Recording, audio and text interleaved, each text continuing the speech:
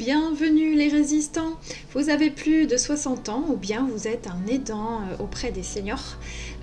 Vous êtes au bon endroit pour recevoir mes conseils et mes astuces pour améliorer le confort et l'autonomie des seniors au quotidien. Si vous ne me connaissez pas encore, je suis Christine, ergothérapeute. Vous pouvez vous abonner à ma chaîne. Vous pouvez également recevoir des notifications lors de la publication de mes prochaines vidéos en cliquant sur la clochette. Je vous remercie de liker cette vidéo et je vous invite à aller jusqu'au bout car nous avons de nombreuses astuces à partager et à découvrir aujourd'hui. Nous allons continuer notre série sur la cuisine. Je vous rappelle, comme on l'a vu dans la vidéo précédente, qu'il est très important pour les personnes âgées d'acquérir des produits légers et qui ne vont pas impliquer de gros changements dans les habitudes de vie. En effet, la plupart des personnes âgées ont une perte de force musculaire, peuvent être douloureux en raison de l'arthrose par exemple, et le changement d'habitude est toujours quelque chose d'assez difficile. Donc évidemment cela dépend de la personnalité de chacun, mais plus ce sera simple à utiliser, mieux ce sera. Donc la première astuce aujourd'hui, qui est un outil très utilisé par les ergothérapeutes au quotidien, ce sont les tubes en mousse.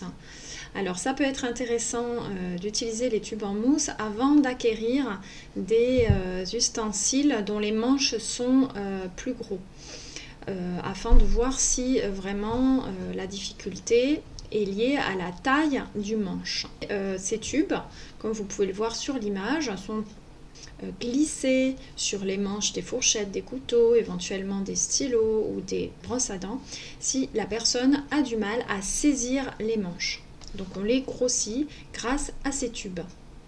Comme vous pouvez le voir ici, le trou qui est à l'intérieur du tube peut être de dimension variable en fonction de ce qu'on a besoin de glisser à l'intérieur. C'est une astuce intéressante avant d'acheter une cuillère, une fourchette avec gros manches qui sont souvent un petit peu lourds. Donc avant de voir si c'est intéressant d'acheter quelque chose de plus volumineux, on peut faire cet essai avec les tubes en mousse. C'est un achat qui n'est pas coûteux, donc on peut aussi éventuellement, si ça nous va bien, les conserver et les changer régulièrement pour des questions d'hygiène parce qu'ils vont être quand même moins faciles à laver qu'un ustensile habituel. La deuxième astuce qu'on va voir aujourd'hui, c'est l'anse universelle pour les verres. Donc ça va permettre de mettre en place sur un verre une anse qui en plus est de couleur, donc qui va être visuellement plus facile à repérer.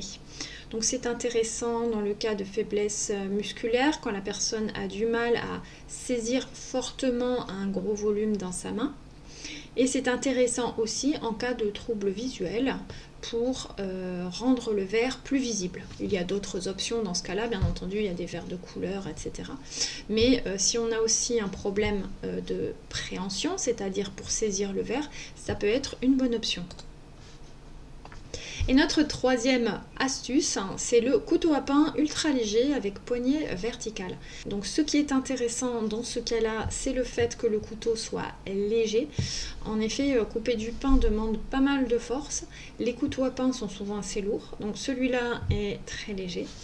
Et la poignée verticale peut faciliter le mouvement de sciage qu'on est obligé d'adopter pour couper le pain.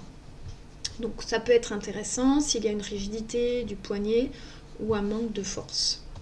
Il y a une variante à ce couteau à pain, c'est le couteau qui a une poignée surélevée, donc également en cas de manque de force, manque de précision, ça peut être intéressant.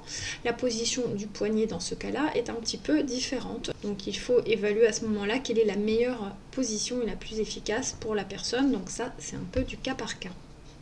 Et pour finir, nous allons voir l'astuce de Marinette qui n'est pas bien compliquée. C'est qu'on peut aussi faire couper son pain directement chez le boulanger. C'est aussi une très bonne option. N'oubliez pas de consommer un pain de qualité.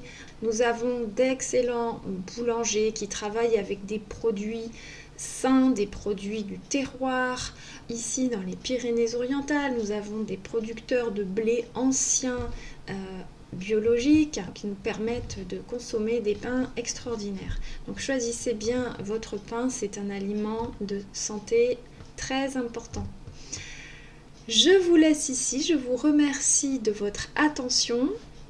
N'hésitez pas à laisser des commentaires en dessous de cette vidéo. N'hésitez pas à me découvrir sur Facebook et je vous invite à voir mes prochaines vidéos car dans les jours à venir, je vais vous proposer des services gratuits qui, je pense, vous intéresseront au plus haut point.